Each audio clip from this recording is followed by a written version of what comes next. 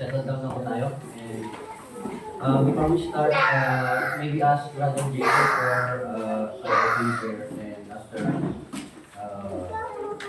congregation ng singing, Brother Leslie. Okay po. Kaya po tayo lahat. Ibigay lang. Ilan namin Diyos sa lahat po Panginoon sa oras ito. Pinagpapasalamat po namin. Mga tunay po.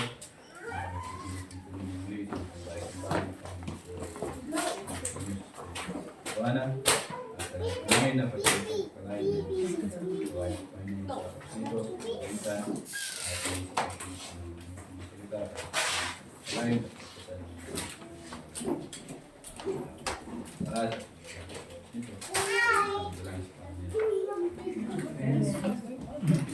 Natili po tayo ng tayo. Buksan po natin ang mga songbooks natin sa Song 179, Song 179, Song 179, Song 179, such love. That God should love a sinner such as I. Let's sing on the verse. That God should love a sinner such as I. Should yearn to change my sorrow into bliss. Nor rest believe and plan to bring me nigh. How wonderful is love like this. Such love, such wondrous love, such love, such wondrous love, that God should love a sinner such as I. How wonderful is love like this, that Christ should join so freely in the scene. Although it meant his death on Calvary, did ever human tongue find nobler thing than love divine that grants of me? Such love, such wondrous love, such love, such wondrous love, that God should love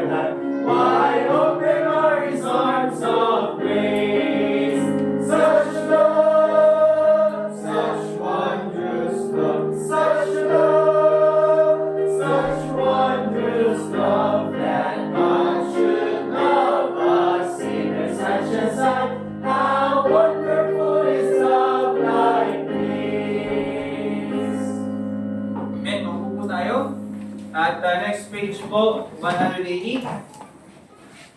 Next page, 180. Let's sing Isn't the Love of Jesus Something Wonderful? Amen? Amen. Alright, let's sing it on the first. There will never be a sweeter story, story of the Savior's love divine, love that brought him from the realms of glory, just to save a sinful soul like mine.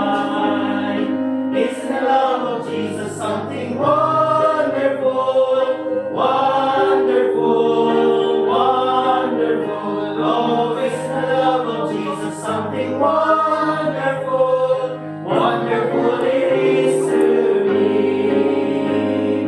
Boundless as the universe around me, reaching to the farthest soul away, saving, keeping love, it was that found me. That is what my heart can truly say. Is the love of Jesus something wonderful, wonderful, wonderful? Oh, is the love of Jesus something wonderful, wonderful it is to me. Love beyond the human comprehending, love of God in Christ obeying me. This will be my deep and never-ending, great redeeming love of Calvary. Is the love of Jesus something wonderful, wonderful, wonderful? Oh, is the love of Jesus something wonderful, wonderful it is to me.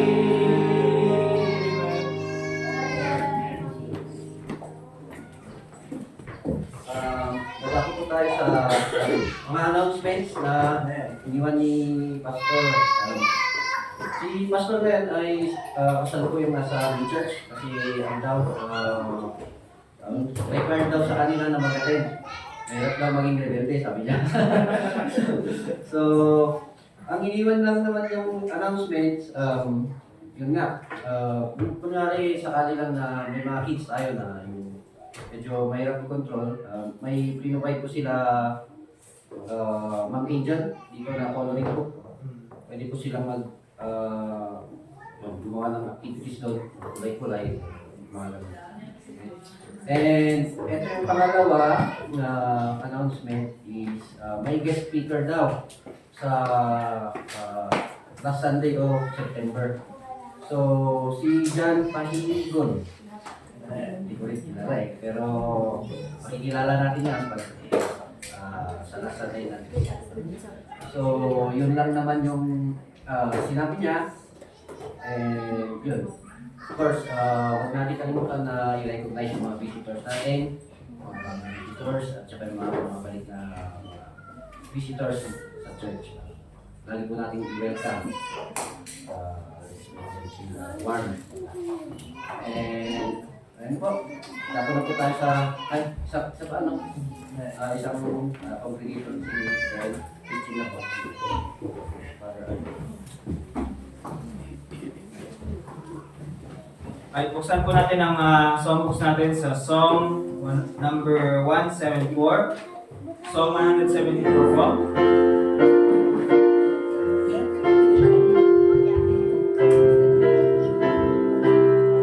My Jesus, I love thee. Let's sing it on the first. My Jesus, I love thee. I know thou art mine. For thee all the follies of sin I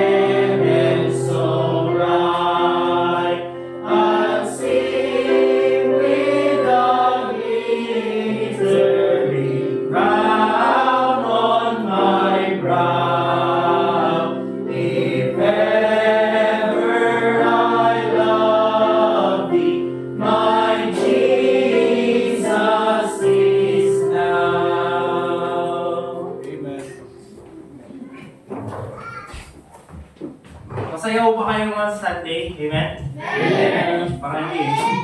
Masayaw kayo ngayong Sunday? Amen? Amen. Ayun po. So, kaya po na announcement kanina, si Pastor Tim po ay Missions Conference po sa main church. Ano, ulitin po natin. Missions Conference sa main church.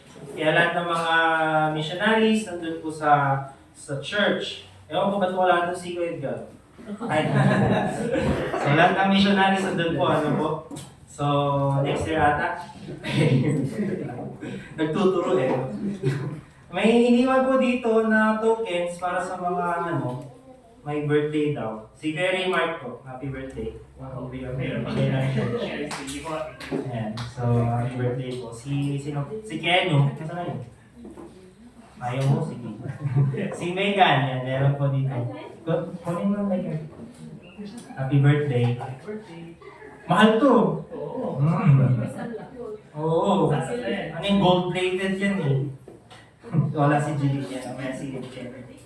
So, ayun po So, magsa-start na po tayo sa ating preaching. Mag-focus po tayo sa pag-aaral ng salita ngayon. So, Sunday, alam naman po natin na Lord's Day, di ba po? So, dapat lagi po natin isipin na ang Sunday, Lord's Day yan. Dapat Sabado pa lang. Iniisip natin, ano kaya yung mapapag-aralan bukas? Paano kaya ako magiging maayos bukas? Ano yung isusuot ko bukas? Ako wala akong naiisip kung ano susuotin ko. Dalawa lang naman barong. Paulit-ulit lang, Medyo mahal ng barong eh, kaya tayo. Pag magpupolo naman ako na long sleeve, kita ko yung chan ko, kaya ayoko nang gano'n. Ayaw ko din yung mahabang barong kasi parang parang hihiga ka na. So, hindi ako nagkakalit mga kapatid. Pero ang point ko doon mga kapatid, let us focus po sa panambahan na dapat Sabado pa lang nakaprepare na yung isip natin. So, handa na ba tayo makinig na salita ng Diyos sa umaga mga kapatid? Amen. So, ayun po, So, meron po ba tayo dapat sabihin? Wala naman na, So, buksan po natin yung Bibles natin sa Genesis chapter 12. Basahin po natin ito na salit-salitan hanggang chapter 13 verse 4. So, bali 24 verses po yan. Tayo po ay tumayo. Basahin po natin na salit-salitan. Unahin po sa Genesis chapter 12 verse 1. Sabay-sabay tayo sa 13 verse 4. So, let us read the Word of God responsively. So, say amen pag nandun na po kayo mga kapatid. Amen. So, Genesis chapter 12, verse 1. Sabi ng Panginoon, "Now the Lord had said unto Abram, Get thee out of thy country, and from thy kindred, and from thy father's house, unto a land that I will show thee. And I will make of thee a great nation, and I will bless thee, and make thy name great, and thou shalt be a blessing.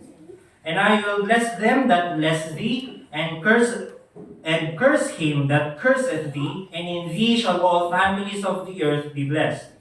So Abraham departed, and the Lord had spoken unto him, and Abraham became, and Abraham was 75 years old, and he went out of Haran. And Abram took Sarai his wife, and Lot his brother's son, and all their substance that they had gathered, and the souls that they had gotten in Haran, and they went forth to go into the land of Canaan, and into the land of Canaan they came.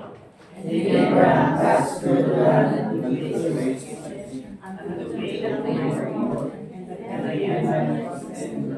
And the Lord appeared unto Abram and said, Unto thy seed will I give this land. And there builded he an altar unto the Lord, who appeared unto him.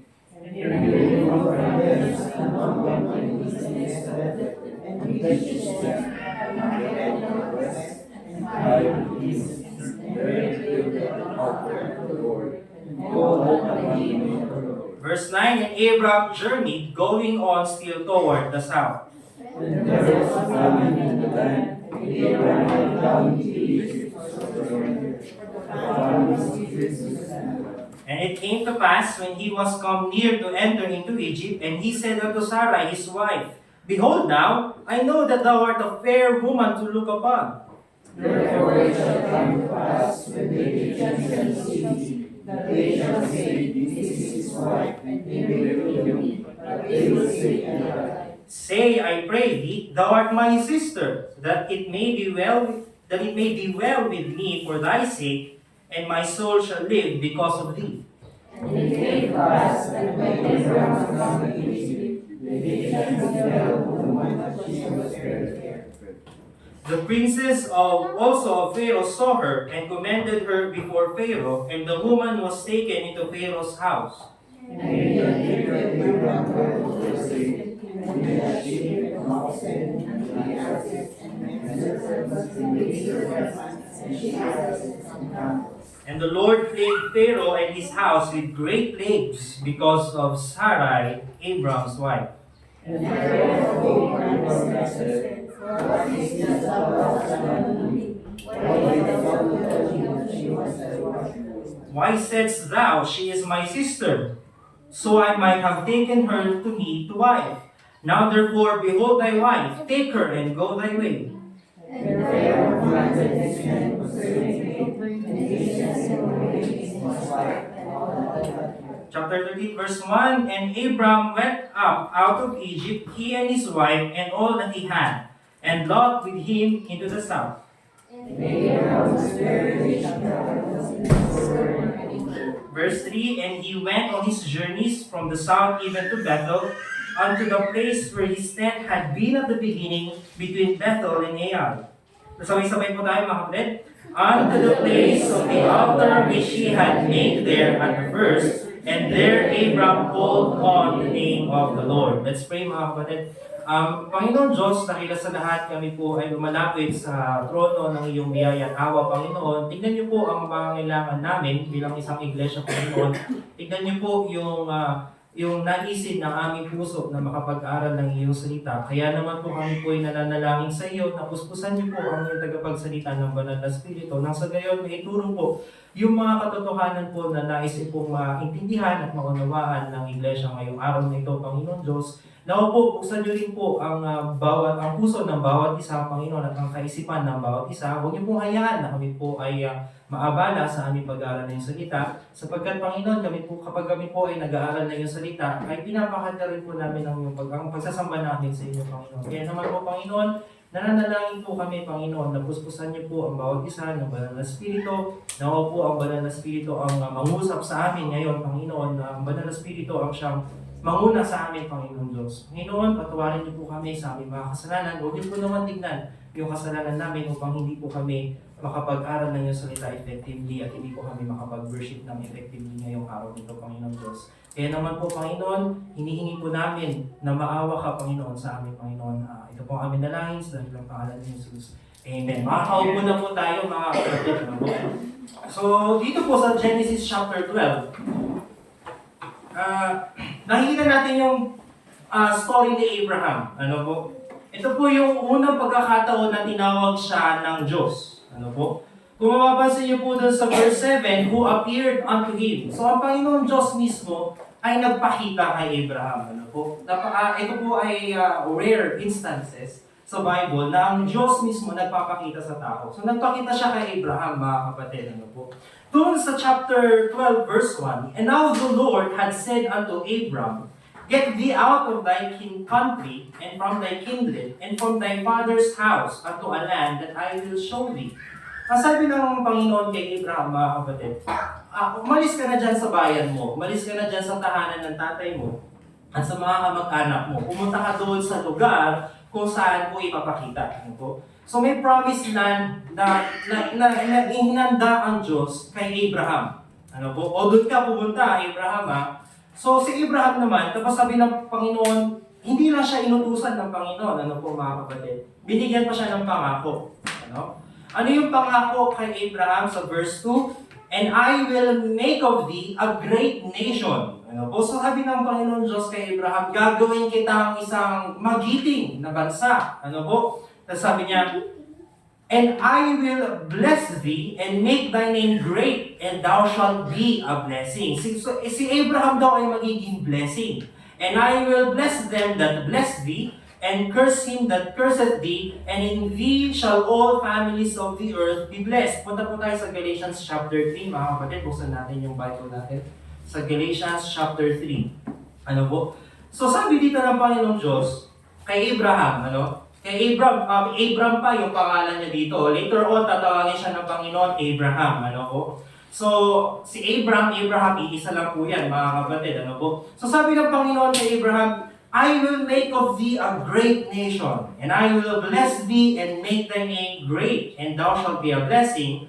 And I will bless them that bless thee, and curse him that curseth thee, and in thee shall all families of the earth be blessed. Ngayon, doon sa New Testament, mga kapatid, ano? In Bible interpretation, mga kapatid, pag ini-interpret natin yung Bible, let the Bible interpret itself. Ano po? So, tignan natin yung commentary ng New Testament doon sa chapter 12 ng Genesis. Ano po? Kasi pag ako yung nag-comment dito, maaari magkamali ako. Tama po ba? Ngayon, hayaan natin na yung New Testament, yung bagong tipan, ang mag-comment doon sa pangyayari sa Genesis chapter 12. Tignan natin, ano ba yung pangako ng Diyos kay Abraham? Kanino ito matutupad? Kanino ito dapat matupad? Dito po sa Galatians chapter 3, verse 6 to 9. Sabi ni Paul, even as Abraham believed God, so sino yung pinag-uusapan natin dito? Si Abraham, tama po ba? Yun yung pinag-uusapan natin sa Genesis chapter 12. So sa lesson po na ito, pag-aaralan natin yung buhay ni Abraham. Ano po? So, verse 6 sa Galatians chapter 3, nandun kayo, ano po? Even as Abraham believed God, it was accounted to him for righteousness.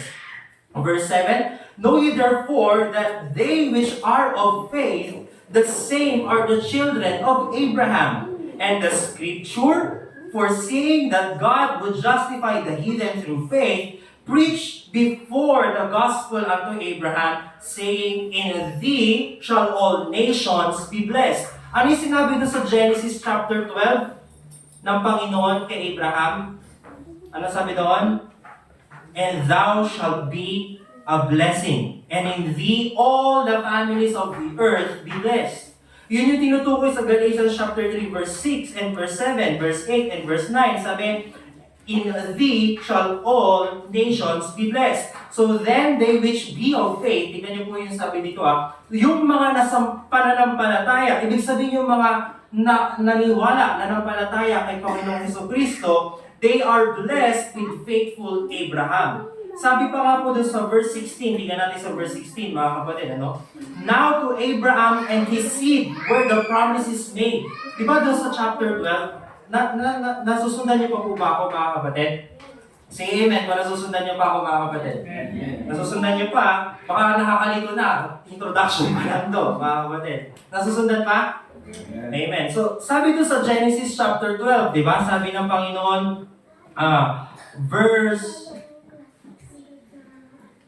sabi dito, and I will bless thee, and I will make thee of a great nation. Ano po? Sabi dito sa Galatians chapter 3, sabi, verse 16, now to Abraham and his seed, where the promise is made. Kanino daw ginawa? Kanino daw ipinangako yung promise na yon na siya ang magiging blessing sa bawat bansa?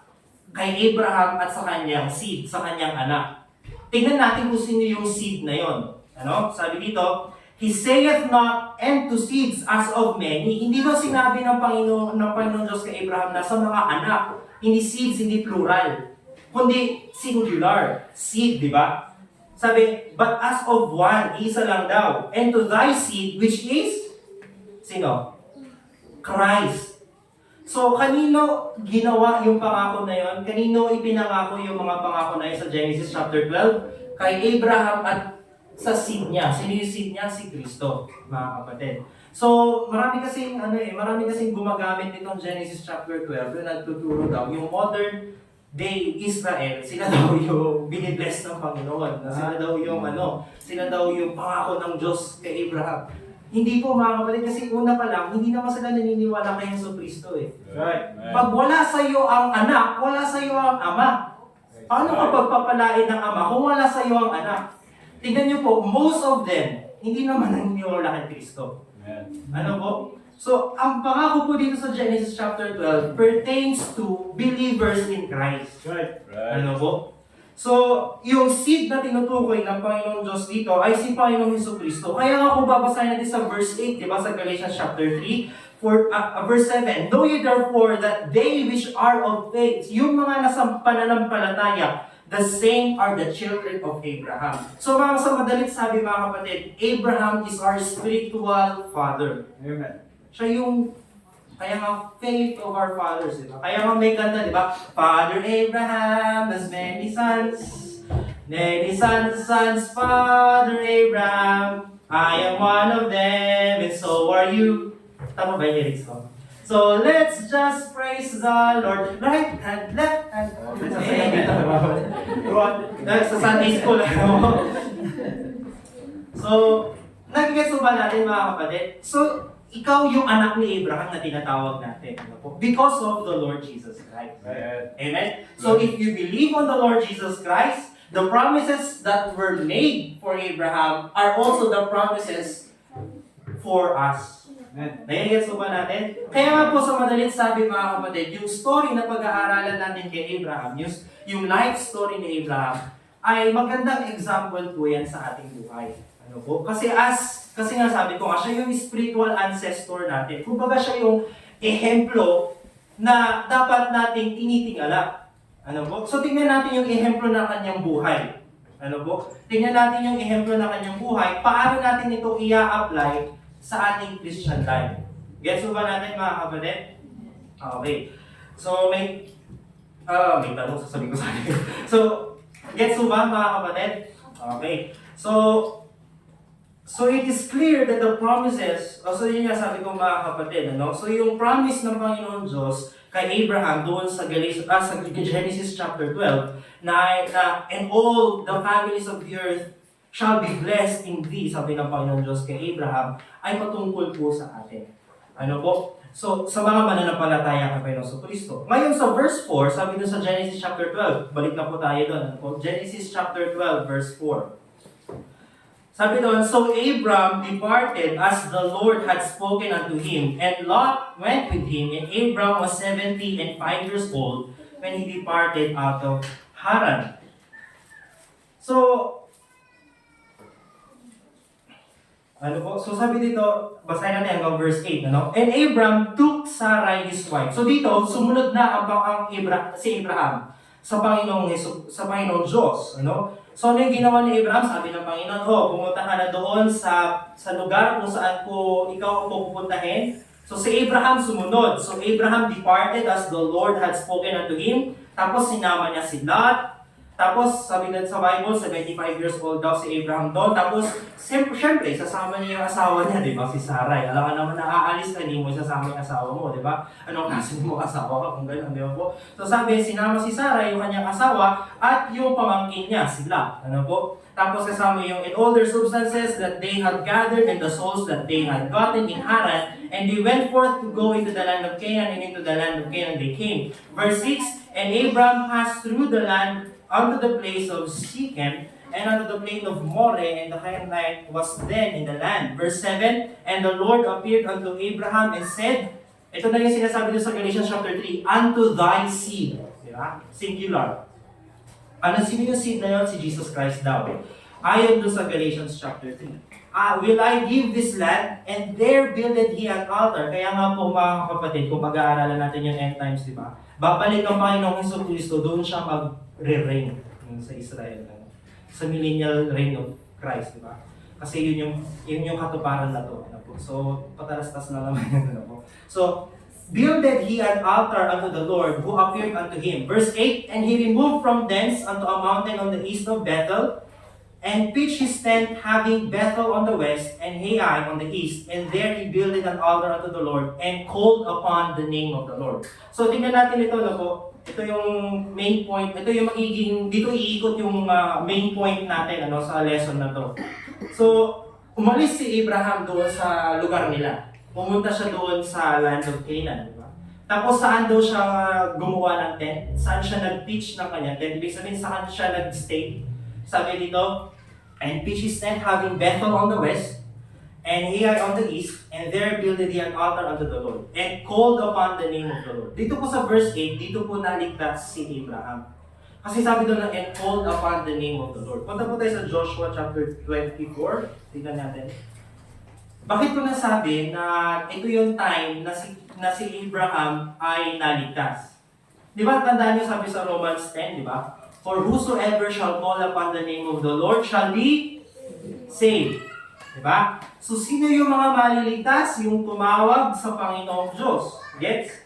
Kasi how can you call upon Him whom He not believed? Sabi ng ibang Bible, di ba? So, kung ikaw ay nagtiwala kay Panginoon Kristo, automatic yun natatawag ka sa Panginoon Diyos. So, lahat ng tumatawag sa Panginoon Diyos para sa kaligtasan, sila po ay nililigtas ng Panginoon. Ito po yung time kung saan si Abraham ay naligtas. Di ba po? So, nandun na siya sa land na yun, dun sa gitna ng Bethel at saka ng Ai, ano po?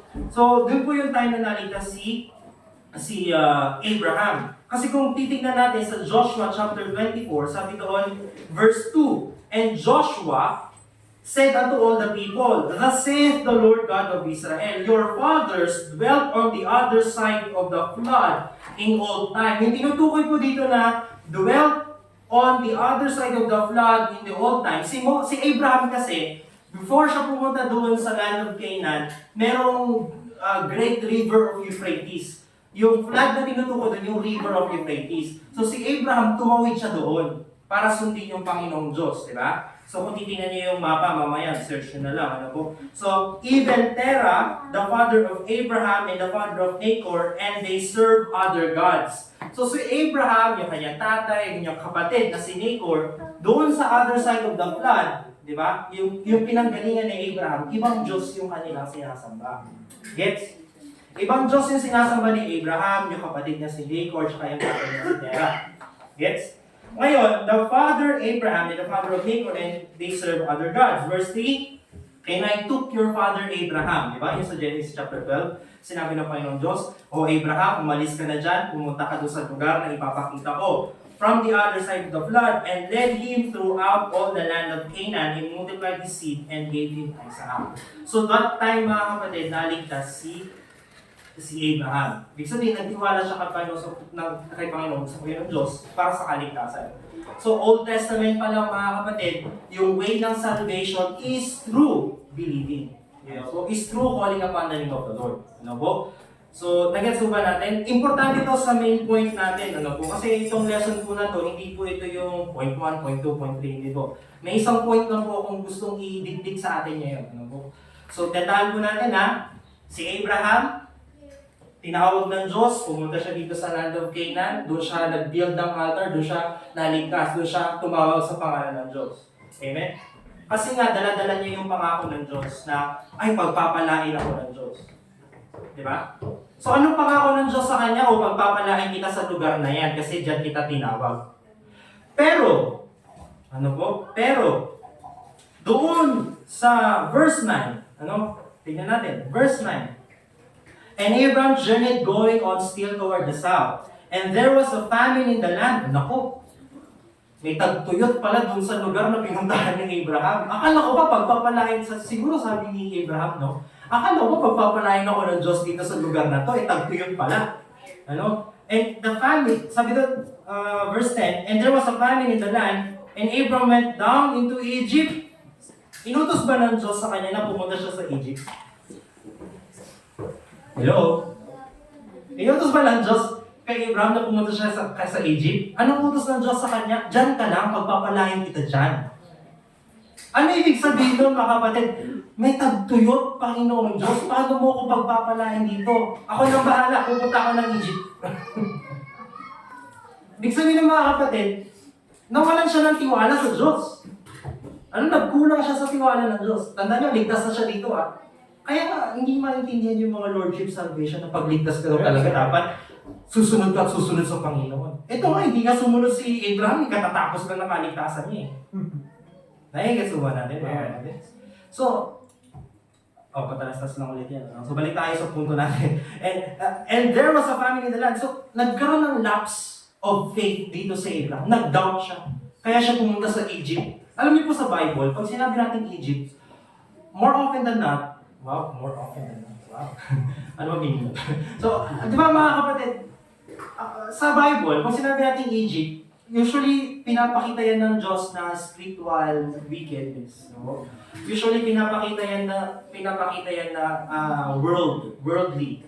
Pag sinabing Egypt sa Bible, may bad connotation yan.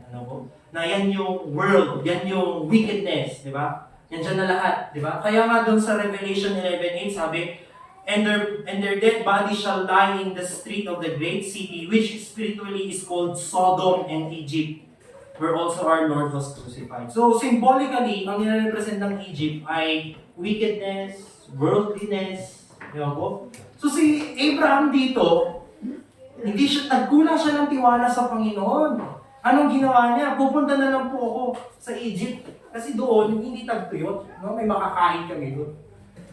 So nagkaroon siya ng lapse of faith dito. Ano po? Tapos, ano nangyari? Sabi dito, ano ba nangyari?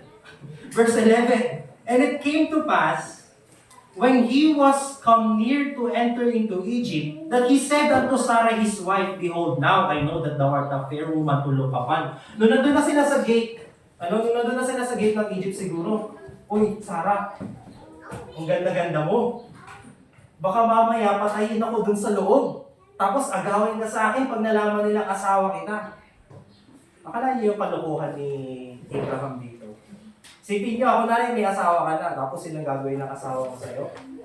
Sabi mo, magkapatid tayo, para hindi ako mapatay. Okay, inisip pa yung sarili niya. Tignan niyo yung kalokohan ni Abraham dito. After his salvation, gumawa pa siya ng kalokohan, di ba? Tandaan niyo mga kapatid, hindi naman siya lumaki sa Christian home, di ba? Kaya sabi mo kanina, ano yung pinanggalingan niya? Diyos-Diyosan yung sinasamba niya doon, di ba? Kaya ganito yung pag-iisip ni Abraham. Di ba po? Ngayon, sabi ni Abraham, Sarah, sabihin mo, magkapatid tayo kasi ganda-ganda mo eh. Di ba? Baka agawin ka sa akin, papatayin pa ako pag nalaman na mag-asawa tayo. Kaya pagpasok natin, ano na lang. So ngayon, nakita si Sarah ng mga prinsipe ng Paraon, di ba? Tapos si Pharaoh, kinuha ngayon si Sarah. Nasa weird situation ngayon si Abraham. Doon sa verse 16, and he entreated Abraham well for her sake, and he had sheep and oxen, and he asses and men servants and maid servants, and she asses and camels. Ngayon, alam ni Pharaoh at saka alam nung mga Egypto na, ay magkapatid tong dalawang to. Yun yung pagpapakilala nila eh, di ba? So ano ginawa ng Pharaoh? Sige, bigyan niya ng maraming regalo si Abraham para mapunta na sa atin si Sarah. Di ba? So kung si Abraham siguro, nakaganon na siya, di ba? Kukunin na yung asawa ko, di ba? Akalain mo yung kalokohan ni Abraham, di ba? Kukunin na sa kanya si Sarah. Di ba po? Ito po kasalanan to na ginawa ni Abraham. Kasalanan po yun, mga kapatid. Ito po, bigay mo yung asawa mo. Di ba? Tapos binigyan siya ng kung ano-ano mga regalo. O ngayon, anong ginawa ng Panginoon Diyos? Nagalit siguro ang Panginoon Diyos dito. And the Lord, verse 17, and the Lord plagued Pharaoh and his house with great plagues because of Sarah and Abraham's wife. Alam niyo po yung pinapakita nito, mga kapatid. Kapag tayo po ay nagkasala sa buhay, nagkasala tayo, hindi lang po tayo yung naapektuhan, kundi yung mga mahal natin sa buhay, sa paligid. Wala namang kasalanan yung mga si Pharaoh dito. Wala namang kasalanan yung mga Egypto dito. But they were plagued because of Sarah and Abraham's wife. Punta po tayo sa Jonah chapter 1, verse 3 to 17. Jonah chapter 1. Ang mga kapatid, isa sa mga makikita natin dito na prinsipyo dito sa story ni Abraham. Pag tayo po ay nagkasala, hindi lang po tayo yung naapektuhan sa bad consequences ng mga kasalanan natin, kundi yung mga kasama natin sa buhay. Diba po? Isipin nyo na lang, pag ikaw ay lasinggero, lasinggero ka, mga kapatid, sino ang mas affected dahil sa kasalanan mo? Kunwari, tatay ka, tapos lasinggero ka, sino ang mas affected? Sino, mga kapatid? Sagot po sino? Family, di ba? Most importantly, yung mga bata. Although sabi sa Biblia na ang kasalanan ng tatay, hindi dapat pananagutan ng anak. Yun po ay biblical law of Moses. Yung kasalanan mo, hindi pananagutan ng kasalanan ng anak. At yung kasalanan ng anak, hindi pananagutan ng kasalanan ng tatay. Pero naturally, di ba po, in reality, they will be affected. Kaya tandaan niyo po ito mga kapatid, every time you decide on things na hindi nalabag sa Panginoong Diyos, sino yung mga makakapektuhan ko dito? Akalain niyo yun? Siguro si Sarah hindi man siya nagsasalita dito sa story dito, pero siguro ang sakit ng pakiramdam ni Sarah kay Abraham dito. Di ba? Yung asawa ko, pinamimigay ako. Di ba? Dahil lang sa kasalanan ni Abraham. Dahil lang nagkulang siya ng tiwala sa Diyos. Ano po? Ganun din po yung nangyari kay Jonah, chapter 1. Ano? Jonah chapter 1, simula doon sa verse 3. Alam naman yung story natin kay Jonah, di ba? Tinawag siya, Jonah, pumunta ka sa Nineveh, mag-preach ka doon. Panginoon, ayaw ko, hindi naman sila maniniwala eh. Anong ginawa niya? Tumakas siya. Imbis na pupunta siya doon sa Daya, pupunta siya doon sa west, pupunta siya sa east, di ba? Ang sabi sa verse 3, But Jonah rose up to flee unto Tarshish from the presence of the Lord and went down to Joppa, and he found a ship going to Tarshish. So he paid the fare thereof and went down to it to go with them unto Tarshish from the presence of the Lord. Verse 4, But the Lord sent out a great wind into the sea, and there was a mighty tempest in the sea, so that the ship was like to be broken. And the mariners were afraid and cried every man up unto his God, and cast forth the wares that were in the ship in the sea, and lightened it of them. But Jonah was gone down into the sides of the ship, and he lay and was fast asleep. Alam mo, nakakapal-kapal ng mukha ni Jonah dito, di ba? Siya na nga yung may kasalanan, siya pa yung nakatulog doon sa ginagawa doon sa storm.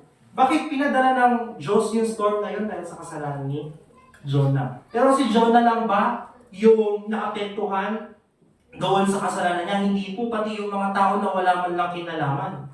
Akalain niyo yun, ang trabaho ng mga mariners na to, itong mga merchandise ito, itina-travel yung mga, sabihin natin, limpak-limpak na billion na merchandise, di ba? Yan yung dati yung gawain nila, di ba? Hanggang ngayon, yung mga cargo ship, isipin nila yung cargo ship, di ba? Dahil sa great storm na yon, tinapon nila yung kanilang kayamanan, tinapon nila yung kanilang negosyo para lang maligtas yung sarili nila.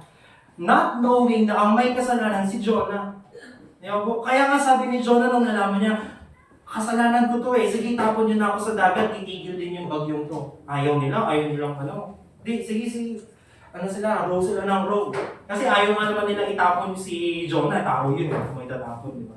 Pero nagpupuningin si Jonah, hindi kasalanan ko kasi ito, sige, tapon niyo na ako. So sabi nila, Panginoon, huwag niyo kaming sisihin ha, kasalanan ni Jonah dito, itatapon na namin siya. Huwag mo kami sisihin, Panginoon, sabi ng mga mariners na yon. Tapos ang ginawa nila, tinapon nila si Jonah. As nung saktong pagkalubog ni Jonah, tumigil yung bagyo. Di ba? Miracle yun, di ba? So nagulat tong mga mariners. Kasalanan niya talaga ni Jonah. Di ba? Patasan na yun, ano nangyari? Kinain siya ng isda. Di ba? So nakikita natin yung natural effect ng mga kasalanan natin. May kasuban natin.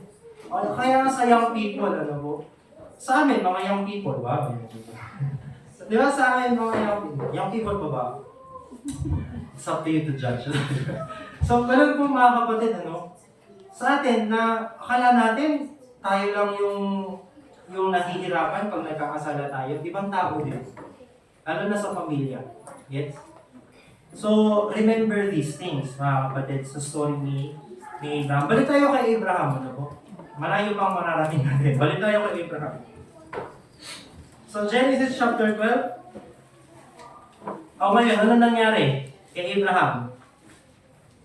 Ano nangyari? Sabi, verse 18, And Pharaoh called Abraham and said, What is this that thou hast done unto me? Ano ba itong ginawa mo sa akin?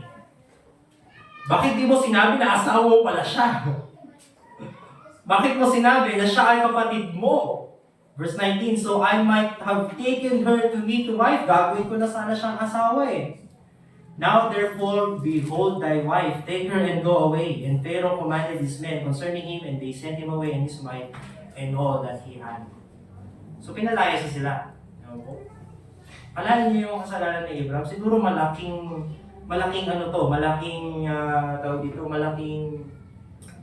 realization kay Abraham. Mali itong ginawa ko. So anong ginawa niya ni Abraham? And verse 13, verse 1, and Abram went up out of Egypt, he and his wife, and all that he had, and Lot with him into the south. Verse 2, and Abram was very rich in cattle, in silver, and in gold. Mayaman pala si Abraham, bakit kailangan niya pong pumunta sa Egypt? Di ba? Ano po pinapakita nun mga kapatid? Na nagkulang talaga si Abraham sa pananampalataya sa Diyos. Kung nagtiwala lang talaga ng lubusan si Abraham sa Diyos na hindi ako papabayaan ng Diyos dito kasi sinabi niya na pagpapalain niya ako dito, hindi na siya kailangan pumunta sa Egypt. Hindi na siya kailangan magsinungaling. Nagigets ko ba natin? Pero ito po yung reality kasi sa buhay natin. Sa mga Kristiyano din sa ating buhay, di ba? May darating sa punto na magkukulang tayo sa pananampalataya ba? Di ba po? Darating sa punto sa buhay natin. God forbid na dumating sa buhay natin yung ganito. Pero human as we are, di ba? Makikita natin dito yung human weakness ni Abraham. Hindi porket ligtas ka na, nasa iyo na lahat ng kakayanan para maging successful sa buhay, maging victorious sa buhay. Hindi po, kaya nga nag-aaral tayo ng salita ng Diyos eh. Pero mga kapatid, darating. Ewan ko kung dumating na sa buhay ninyo yun. Ano po? Na, naligtas ako. Masigasig sa soul winning, di ba? Masigasig sa pagbibigay, yan. Masigasig sa paglilinis ng church, masigasig sa choir practice, masigasig sa lahat. Mag-special number ako next Sunday, kahit solo ko lang. Kahit out of tune, mag-special number ako para sa Panginoon naman eh. Di ba? Pero darating sa buhay natin, maglo-low point tayo. Di ba? Magkakaroon ng low point sa buhay natin. Wala na sa church, pumunta na sa Egypt. Di ba? Hindi ko sabihin, naging worldly na. Di ba? Parang si Abraham, di ba? Nararanasan na mo ba natin yun, mga kapatid? Praise God kung hindi mo pa naranasan. Pero, be careful. Tao lang naman po tayo eh. Yun nga yung minsan nakaka-comfort pag nababasa mo yung mga story na ganito. Si Abraham, great father of faith. Pero, nagkamali pa rin. How much more tayo? Ngayon, anong ginawa ng Panginoon sa kanya? Dahil nagkasala ka, Abraham, umalis ka na, pipili na lang ako ng ibang tao. Hindi ka naligtas ulit. Ganun bang ginawa ng Diyos kay Abraham? Hindi po. Makikita natin mamaya, no? Sabi, verse 3 ng chapter 13, and he went on his journeys from the south even to Bethel, unto the place where his tent had been at the beginning, between Bethel and Ai, unto the place of the altar which he had made there at the first, and there Abraham called on the name of the Lord. So bumalik siya doon sa lugar kung saan siya naligtas. Amen? Bumalik si Abraham doon sa lugar kung saan siya nag-pitch ng kanyang tent, kung saan siya gumawa ng altar. Doon sa Bethel. Nasabi ko ba yung title ng preaching? Hindi no. Ang title ko ng preaching is Back to Bethel. Bethel. Ano ibig sabihin ng Bethel? Tignan niyo yung story ni Abraham ha. Pumunta siya doon, di ba? Great yung kanyang spiritual status, di ba? Nasa high point siya, naligtas siya, nagtitiwala siya sa Panginoon, gumawa pa siya ng altar sa Panginoon. Pero dumating sa buhay niya na nagkaroon siya ng low point, di ba? Nagkasala siya, pumunta siya sa Egypt, nawalan siya ng tiwala sa Diyos. Nung na-realize niya yung kanyang pagkakamali, nung na-realize niya yung consequences ng kanyang pagkakamali, bumalik siya doon sa lugar kung saan siya unang kinatagpo ng Panginoon. Alam niyo po mga kapatid, when we look at Abraham's story, we understand what to do when we find ourselves in Egypt for a while. Or when we are spiritually backslidden or lapsing in faith. We need to go back to the beginning. We need to go back to Bethel. Yun po yung main point ng ating preaching, na pag nakita po natin yung sarili natin na, uy, malayo ako sa Diyos. Uy, malayo ako sa simbahan. Uy, malayo ako sa dati kong ginagawa para purihin ng Diyos. Ano sabi ng Panginoon? Go back to Bethel.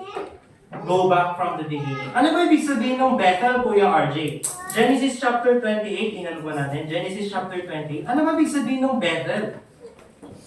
Ano ba yung sinisimbolize ng Bethel na yan, Kuya RJ? Genesis chapter 28. Nakikinig pa po ba tayo? Amen? Naiintindihan pa rin po ba natin, mga kapatid? Genesis chapter 28. Ano po? Kung hindi nyo po naiintindihan, balik tayo sa introduction. Genesis chapter 28, verse 10. Sabi, verse 10. Basahin ko na lang po. Ano? 28 verse 10, sabi dito, and Jacob went out from Beersheba and went toward Haran, and he lighted upon a certain place and tarried there all night because the sun was set, and he took the stones of that place and put them for his pillows. Ang sakit naman ng unan niya, no? Bato-bato. And lay down in that place to sleep. And he dreamed, and behold, a ladder set up on the earth, and the top of it reached to heaven, and behold, the angels of God ascending and descending on it. And behold, the Lord stood above it and said, I am the Lord God of Abraham thy father, and the God of Isaac, and the land whereon thou liest, to thee will I give it, and to thy seed. Siniseed na yun si Kristo. And thy seed shall be as the dust of the earth, and thou shalt spread abroad to the west, and to the east, and to the north, and to the south. And in thee and in thy seed shall all the families of the earth be blessed. Inulit yung pangako ni God kay Abraham, kay Jacob. Ano po? Kasi si Jacob ay anak ni Abraham. Ano po? Apo niya ata ito. Apo. Diba? Verse 15, and behold, I am with thee, and will keep thee in all places whither thou goest, and will bring thee again to this land. For I will not leave thee until I have done that which I have spoken of thee. Verse 16, and Jacob awake out of his sleep, and he said, surely the Lord is in this place, and I knew it not. And he was afraid and said, how dreadful is this place? This is none other than the house of God. Ano daw yung lugar na yun kung saan siya nanaginip ni si Jacob? Sabi niya, ito daw ay tahanan ng Diyos. Yes? Tandaan natin yun ha. It is the house, but the house of God. This is the gate of heaven. Verse 18, and Jacob rose up early in the morning and took the stone that he had put for his pillows and set it up for a pillar and poured oil upon the top of it. And he called the name of the place Bethel. But the name of that city was called Luz at the first. And Jacob vowed a vow, saying, if God will be with me and will keep me in this way that I go, and I will give thee bread to eat and raiment to put on, so that I came again to my father's house in my peace, then shall the Lord be my God. And this stone which I have set for a pillar shall be God's house. And of all that thou shalt give me, I will surely give the tenth unto thee. So ano yung Bethel? God's house. House of God.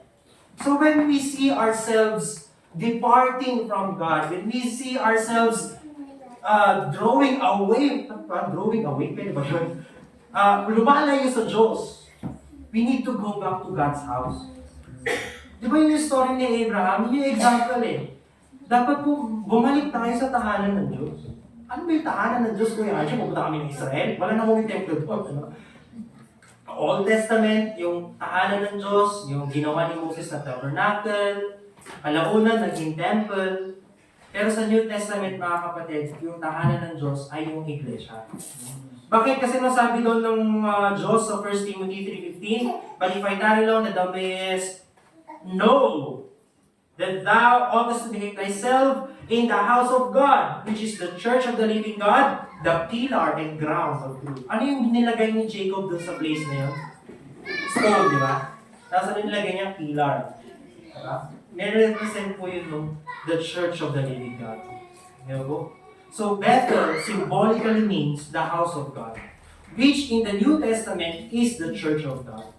So every time na nagtitipon po tayo dito mga kapatid, ito po ay matatawag nating house of God. Kaya nga sabi ng Panginoon Kristo, my house shall be called the house of prayer. Kasi siya tayo nagdadalangin ng sabay-sabay dito. Di ba po? So, when we see ourselves backslidden, hindi ko naman sinasabi na darating na nagagawin niyo yun, ano? Pero tao nga lang tayo eh.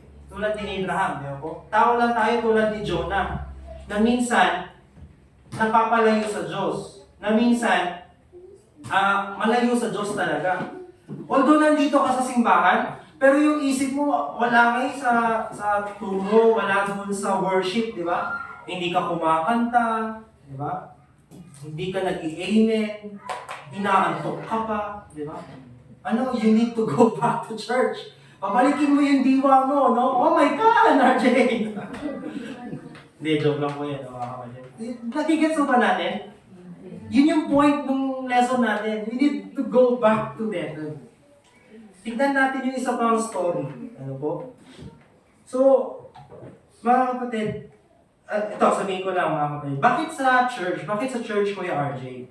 Bakit kailangan kong bumalik sa church kung nararanasan ko yung backslidden in heart, di ba? Nararanasan ko yung nagkasala ako tapos na-feel ko lumayo sa church, sa simbahan.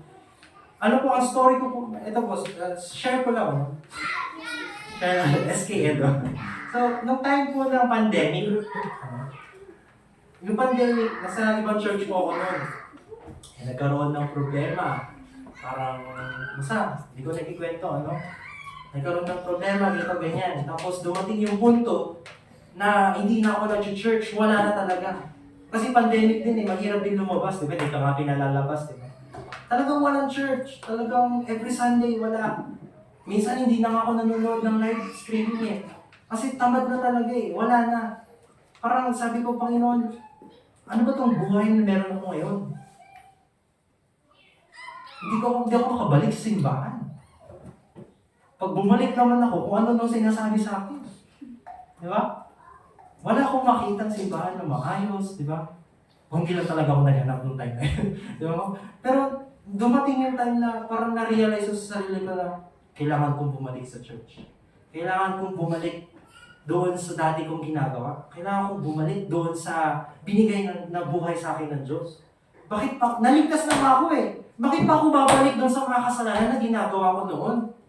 Ang dapat kong balikan yung buhay na binigay sa akin ng Diyos. Sa pamamagitan ng simbahan, sa pamamagitan ng iglesia.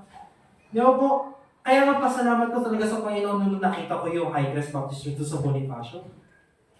Pumunta ako doon, kasama ko yung tatay ko. Pumunta kami doon, nakinig kami doon. Tapos yun, welcoming naman yung church. Kaya nga importante din sa congregation na pag may bisita, may dumarating, di ba? Maging welcome tayo, di ba? Naipakita natin na welcome sila. Kasi yung mga tao na yun, hindi mo alam yung experience nila eh. Katulad ko, hindi naman alam nila, Pastor Tim, yung nangyari sa akin noon. Di ba? Pero because of their hospitality, di ba po? Because of their welcomeness, pwede ba yun yung word na yan? Naging welcome ako sa church, di ba? Nagkaroon na naman ako nagkaroon na naman ako ng pag-asa na pwede ko palang baguhin ulit ang buhay ko sa pamamagitan ng salita ng Diyos. Na pwede pala akong bumalik sa Diyos. Ganun po yung kadakila yung pag-ibig ng Diyos sa atin. You cannot grow without church, mga kapatid. Ang perspective mo hindi mababago kung hindi ka pupunta ng simbahan, kung hindi ka babalik ng simbahan. Dati nung pandemic talagang wala na. Hindi na yung perspective ko, okay lang na huwag na magsimba. Okay lang na hindi na bumalik. Ano lang naman yun eh. Parang face lang yan ng buhay ko eh. Pero dumating sa punto na, parang, ewan ko, kung banal na spirito, parang nangunguusap na sa akin na, yung conscience ba, di ba? Yung pakiramdam na, kailangan ko bumalik sa church. Kailangan ko makahanap ng church. Di ba po? Nag-gets mo ba natin yung lesson natin ngayon, mga kapatid? Go back to Bethel. Go back to the church of God. Go back from the beginning. Ano yung beginning na tinutukoy ko? Yung beginning na kung saan na-encounter niyo yung Diyos. Di ba yun din kay Abraham, yung first encounter niya kay God, doon sa Bethel? Bumalik po tayo doon sa first encounter natin sa Diyos. Kapag tayo po ay feeling natin low na tayo sa buhay, feeling natin wala na tayong kwenta, mga kapatid, you are always welcome to come back. Gets? Hindi ko po sinasabi na sige, okay na pala magkasala, makakabalik din naman pala ako. Hindi po. Hindi ko po sinasabi yun. Huwag tandaan po natin, may consequences ang mga kasalanan natin. Gets? Di ba, nakita natin kay Abraham, di ba? May consequences yung ginawa niya, yung pagpunta niya sa Egypt, di ba? Pero, mga kapatid, nangyari na eh. Nagkaso ba natin? Kung mangyari man sa atin yun, nangyari na, okay na yun, bumalik ka na dito, please. Di ba po? Nagkaso ba natin? Tignan natin yung story naman ni ni Peter. John chapter 21. Similar story kay Abraham na it will further edify yung point natin. Ano po? So John chapter punta mo na, sige, John chapter 21. Verse 1 to 7. Matthew, Mark, Luke, John. Nagigits ba natin mga kapatid yung lesson? Nakakasunod pa rin po ba? Amen. Pag hindi tayo nakasunod, pwede tayo umuli. Ayun na. John chapter 21, ano po? After these things, Jesus showed himself again to the disciples at the Sea of Tiberias, and on this wise showed he himself. Verse 2, there were together Simon Peter and Thomas called Didymus and Nathanael of Cana in Galilee and the sons of Zebedee and two other of his disciples. Sabi ni Simon Peter saith unto them, I go a fishing. Halika kayo, sama kayo. Mangingisda ako. They say unto him, we also go with thee. They went forth and entered into a ship immediately, and that night they caught nothing. Ito pong story na to, ito yung after denial ni Peter kay Jesus Christ. Alam na natin yung story, di ba? The night that the Lord Jesus Christ was arrested, sabi ni Jesus Christ kay Peter, Peter, bago tumilaok ang manok, 3 beses mo ako i-deny. Sabi ni Peter, hindi po, Panginoon, kung saan ka dadalhin, sasama ako. Kaya patagong sumunod si Peter kay Jesus Christ, di ba? Pero nung 3 beses niya dininay si Kristo, di ba? Tapos after nung 3 beses niya dininay si Kristo, tumilakok yung manok, naalala niya sinabi ni Jesus Christ. Tapos meron pa nga dun sa Bible na sinabi na si Jesus Christ daw ay lumingon kay Peter after niya tumilakok yung manok. Tapos umiyak si Peter.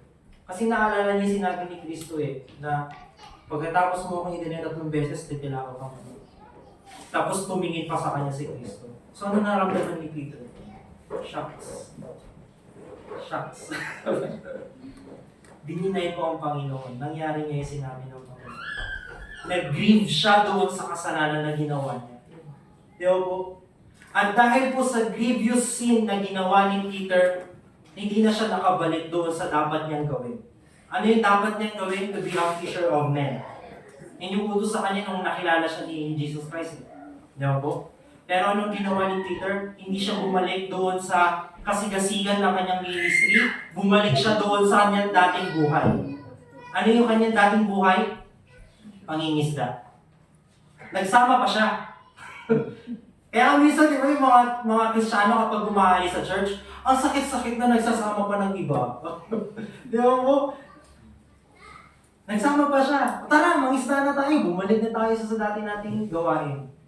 Meron pong times talaga sa buhay natin na nagkasala tayo, gumawa tayo ng pagkakamali, naging down tayo dahil sa kasalanan natin yung hindi na ako magagamit ng Panginoon. Naranasan mo ba natin yan, mga kapatid? Dahil sa kasalanan ko to, hindi na ako gagamitin ng Panginoon, hindi na ako magiging fruitful ulit sa Diyos. Balik na lang ako sa dati. Balik na lang ako sa dati kong gawin. Buti pa nun, nakakainom ako ng Baileys. Aba, buti pa nun, nakakainom ako ng kung ano-ano. Pero yun ba yung plano ng Diyos sa buhay natin? Tignan natin sa John chapter 21. Ano yung ginawa ni Jesus Christ? O nangista nga sila, pero wala silang nahuli ng gabing yun, di ba? They caught nothing, sabi ng Bible. But when the morning was now come, Jesus stood on the shore. Tumuyo daw sa dalampasigan si Kristo. But the disciples knew not that it was Jesus. Kasi nung time po na ito na napagkita si Jesus Christ, nasa glorified body na siya. Kasi na-resurrected na siya dito that time. So hindi na nila kilala, si Kristo pala yun. Then Jesus saith unto them, Children, have ye any meat? They answered him, No. May nahuli na ba kayo? May makakain na ba dyan? Sabi ni Kristo. Sabi nila, wala pa no. Verse 6, And he said unto them, Cast the net on the right side of the ship, and ye shall find. They cast therefore, and now they were not able to draw it for the multitude of fishes. So, mirakulo na naman, di ba? O, itapon niyo yung net niyo dyan, sa kabilang right side, Tapos marami na silang nakuha. So sabi dito, therefore the disciple whom Jesus loved, si John, said unto Peter, it is the Lord. Now when Simon Peter heard that it was the Lord, he girt his fisher's coat unto him, and for he was naked, and discast himself into the sea. Akala niyo yung ginawa ng Panginoon Kristo? Anong ginawa ng Panginoon Kristo kay Peter? Dahil dininay mo ako, papalitan na kita. Dahil dininay mo ako, hindi na kita gagawitin. Hindi ko, mga kapatid. Binalikan ni Jesus Christ si Peter the way he was at the beginning. Kasi tingnan natin yung beginning ni Peter. Luke chapter 5. Luke chapter 5. Natapos na ko tayo. Huwag maganda po. Luke chapter 5. Nakakasunod pa rin po ba, mga kapatid? Luke chapter 5. Tingnan natin, ano ba yung beginning ni Jesus Christ at ni Peter? Luke chapter 5 verse 4. Now, ito kasi yung story, huwag ka na basahin lahat. Ito yung story kasi sa verse 1 to 10. Si Jesus Christ nagpipreach doon sa Sea of Galilee. Tapos sila Peter nandun sa dagat. Siyempre, mangingisda nga sila. Diba? Tapos nakikinig sila. Tapos sa verse 4 sabi, now when he had left speaking, si Jesus Christ, tapos na siya magsalita, he said unto Simon, kay Peter, launch out into the deep and let down your nets for a draught. And Simon answering said unto him, Master, we have toiled all the night and have taken nothing. Ano yung nangyari doon sa John chapter 21? Ganun din, di ba? Exact same story yung nangyari. Wala din silang mahuli that time. Pero yung the first time Jesus Christ met Peter, the same story as well.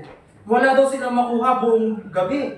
Nevertheless, at thy word, I will let down thy net. Verse 6, and when they had done this, they enclosed a great multitude of fishes and their net break. Ganun din yung nangyari sa John 21, di ba? Alam mo, nangyari ulit yung miracle na yun, di ba?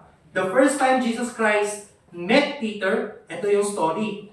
Sabi ni Jesus Christ, yung net nyo, itapon nyo, magkakaroon ng maraming fishes, yun yan, nangyari nga. Diba po? Tapos sa verse 7, and they beckoned unto their partners which were on the other ship, and they should come and help him, and they came and filled both their ships, and they began to sink. Napakaraming isda pala nun. Yung mga kasama pa niya, di ba? O, halika kayo dito, maraming isda. Tulungan niyo kami. Tapos, gulugog na sila dahil sa dami ng isda. Tapos sa verse 8, when Simon Peter saw it, he fell down at Jesus' knees. Ano yun doon sa John chapter 21? Anong ginawa ni Peter nung nalaman niya si Kristo? Yung nagsabi. Nagdamit siya, di ba? Tapos tumalon siya sa dagat. Pumunta ulit kay Jesus Christ. Ganun yung nangyari dito, di ba? And he fell down on Jesus' knees, saying, depart from me, for I am a sinful man, O Lord. For he was astonished, and all that were with him at the draught of the fishes which they had taken, and so was also James and John and the sons of Zebedee. Sila then, same people, which were partners with Simon. And Jesus said unto him, Simon, fear not, from henceforth thou shalt catch men. And they had brought their ships to land, they forsook all and followed him. Ano yung first time na encounter ni Jesus Christ at ni Peter? Sabi ni Jesus Christ, follow me and I will make you fishers of men. From now on, you will catch men. Ngayon po. Pero nung time na nagkasala siya, dininay niya si Jesus Christ ng 3 beses, bumalik ngayon si Peter sa kanyang dating buhay. Inutusan na siya na magiging soul winner siya eh. Pero anong ginawa niya dahil nga na-disappoint siya sa sarili niya, na-dismaya siya sa buhay niya dun sa ginawa niya kay Panginoon Kristo, bumalik siya dun sa dati niyang buhay. Pero anong ginawa ng Panginoong Kristo, mga kapatid? The same story, the same instance, yun yung ipinaalala sa kanya ng Panginoong Kristo. Nagigets mo ba natin, mga kapatid? Kaya nga, let us go back from the beginning always, back to Bethel. Alalahanin natin muli yung pagkakataon na na-encounter natin ng Diyos sa buhay natin. Yung na-encounter natin yung grace, yung awa at biyaya ng Diyos sa buhay natin. Di ba po? Hindi ko po sinasabi na okay lang na magkasala kasi makakabalik ka naman. Hindi po, may consequences nga yung kasalanan. Di ba po? Pero, ito po ay a lesson for you to remember pag ikaw po ay nakaranas ng ganitong pagkakataon. Nag-gets ba natin? You are always welcome to come back. Di ba po? Ganun po ang pag-ibig ng Diyos. Sinabi ba ni Jesus Christ kay Peter, hindi na kita gagamitin. Iba na lang. Hindi nila inuho eh. Hindi po. Hindi na kita gagamitin. Brother Dustin, nagkasala ka eh. Bahala ka na. Ganun ba sinabi ng Diyos sa kanya? Hindi po. You can always come back. Gumawa pa nga ng mirakulo si Yeso Cristo eh, di ba? The same instance na siya ay tinawag ng Diyos dun sa Luke chapter 5. Di ba po? Pinaalala ng Diyos, pinaalala ni Yeso Cristo kay Peter yung first time na nakilala niya si Jesus Christ.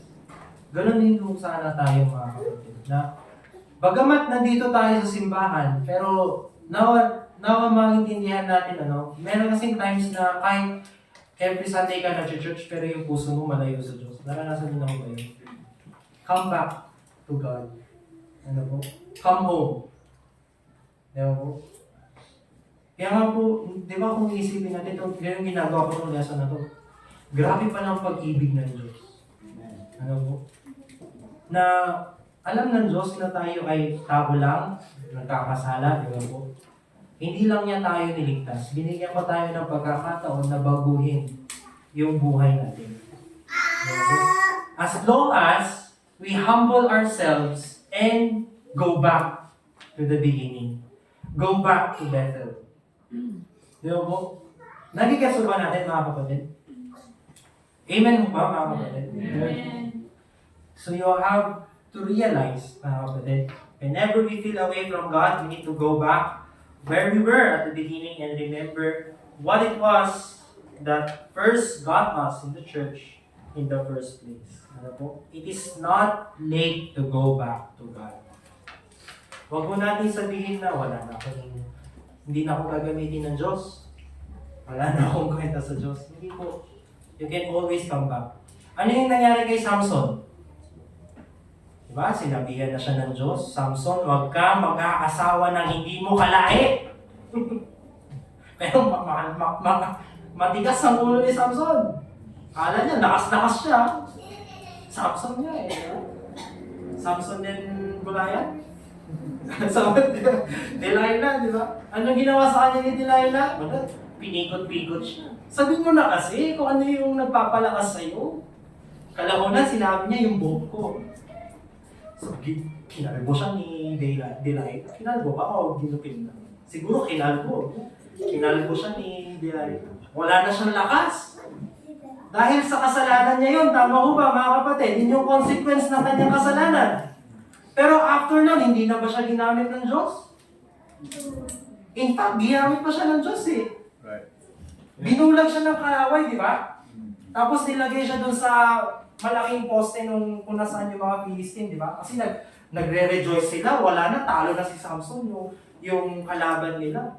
Pero ginamit pa rin siya ng Diyos. Paano siya ginamit ng Diyos? Humingi siya ng tawad sa Diyos. Panginoon, bigyan niyo po ako ng lakas para mapatay ko itong mga to. Tumubo ulit yung buhok niya. Tinulak niya yung dalawang poste. Alayin niya. Yung force na yun, 200 kilonewtons yung 200 kilonewtons. So, tinulak niya. Namatay siya, namatay din yung kalaban niya. Ginamit pa rin siya ng Diyos. Paano siya ginamit ng Diyos doon, Kuya RJ? Kasi nga napatay yung kalaban ng Israel. So, it's not too late for us na to be used by God. Huwag po natin sabihin na nagkasala ko. Hindi na ako babalik, hindi na ako come back. Come back to better. Ganon din mo tayo. Bagamat, ito po mga kapatid na hindi ko po sinasabi na meron kang kasalanan ngayon. Hindi. Ang sinasabi ko lang po mga kapatid, whenever you feel that way, whenever you experience these things, you can always come back to God. Naunawaan ba natin mga kapatid? Sino pa yung mga nasa Bible na gano'n ang story? Si David, di ba? Nung after niya po magkasala kay Bathsheba, hindi na siya ginamit ng Diyos mightily. Ginamit pa rin siya. Di ba po? As long as you humble yourselves and go back to God, hindi ka na talaga gagamitin ng Diyos kung mayabang ka na ayaw mo nang bumalik sa Diyos. Di ba po? Pero kung tayo po ay magpapakumbaba lamang sa Diyos at sabihin na, Panginoon, humingi ako ng tawad sa mga kasalanan ko, nais ko pong bumalik sa gawain mo, nais ko pong bumalik sa piling mo, Panginoon. Naunawan mo ba natin mga kapatid? Tapusin na natin. Gutom na ako eh. So, mga kapatid, gets? Amen. Tama ko ba? Amen. So, let's all stand up and let's pray. Mamaya kantayin natin yung Back to Bethel. Meron yung may hymn na Back to Bethel. Di ba? Kantayin natin yung Back to Bethel. Sinasummarize niya yun, yung lesson natin. So, hindi nyo man po ito, alam niyo kasi sa mga preaching, kasi pray natin, minatayo ko na kayo. Sorry. Let's pray. Sorry. Let's pray. Panginoon Diyos, nakita sa lahat, maraming salamat po sa salita mo. Maraming salamat po sa pagkakataon na kami po ay natuto na iyong salita.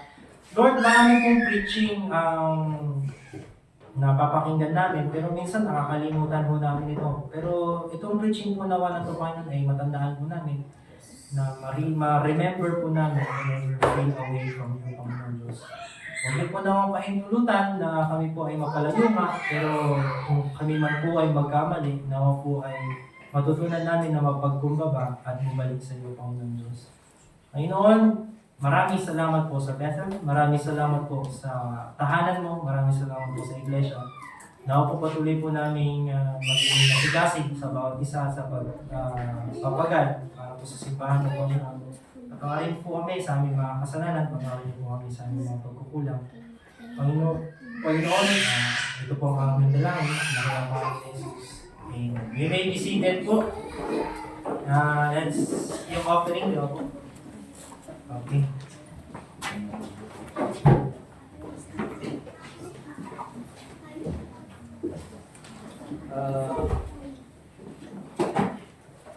We'll ask JM and Diwar for the and we will ask Manong Hector for corporate prayer for you.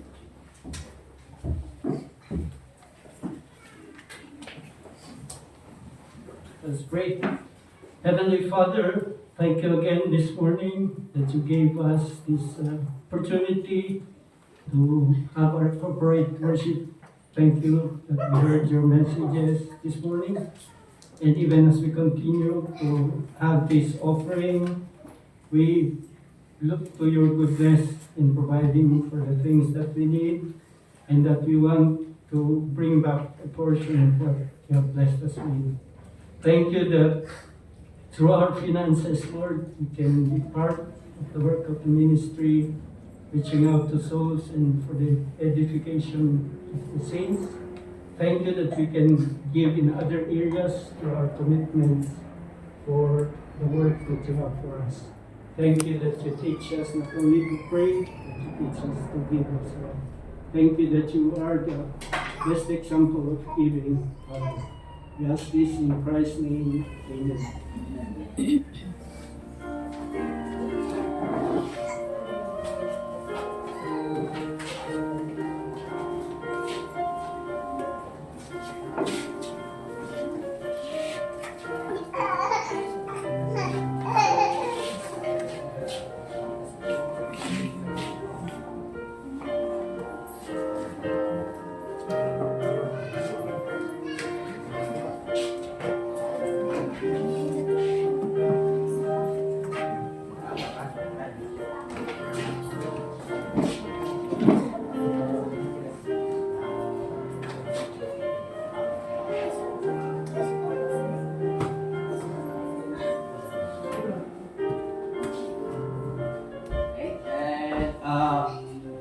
Closing song, no?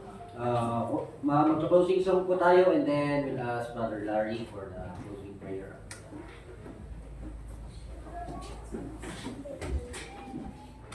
Let's open your songbooks po sa 295.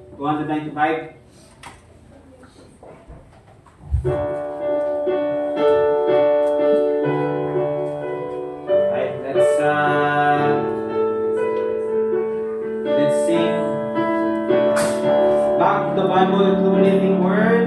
On the first, back to the Bible, the true living word. Sweetest old story that ever was heard. Back to the joy light my soul longs to know. Bethel is calling and I must go. Back to Bethel I must go.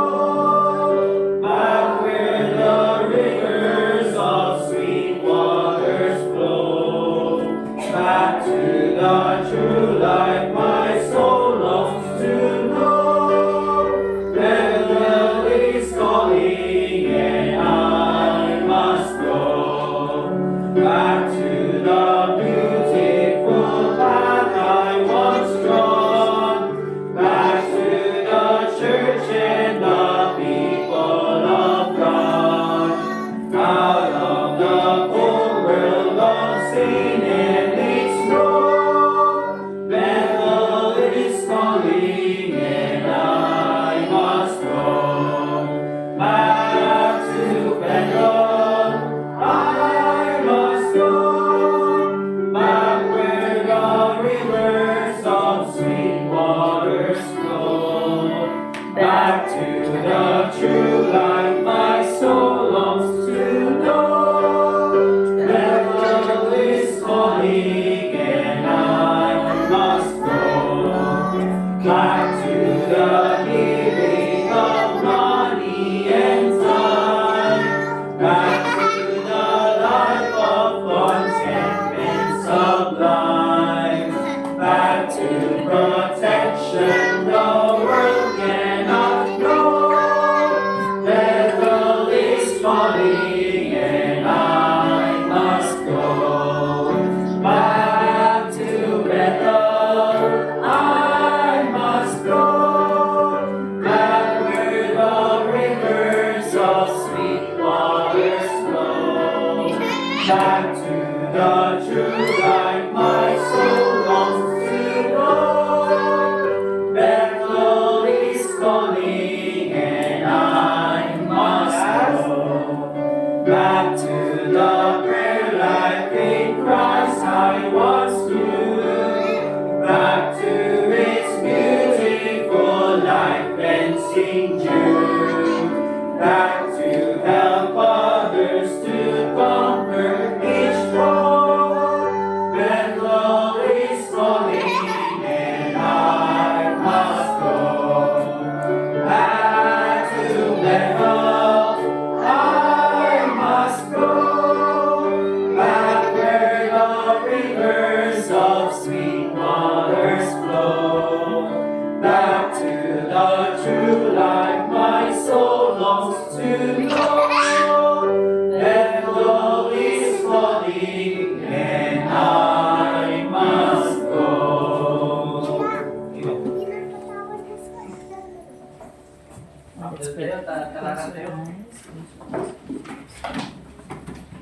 Thank you manan Diyos Ama, iayat mo, kinaimbag mo pala kami. Thank you na isaom kami nang juga at sapay kadita dahil tunay kat hanga mapupaw itibdag mi kat asali nga makusam ni taan na tunay yan nga mga oras iti dating pinagbiag ni.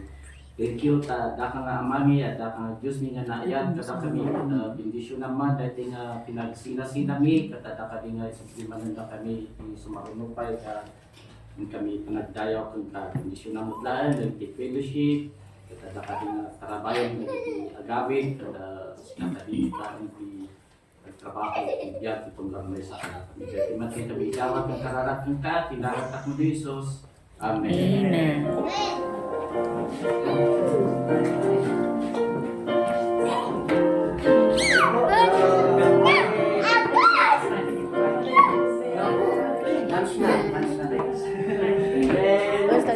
Post that in YouTube again? Are you gonna post that again? Of course. Why are you calling me? I don't want to speak one. Why are you doing like this? Why are you doing this to me? Let's play. No. Sige ka, marong may letters. Oh no, I will go ahead na lang. Sige, I'll go ahead na lang. At least I have Legos. Sige. Sige. Sige. I don't care, man. Where are you going? I won't be in church.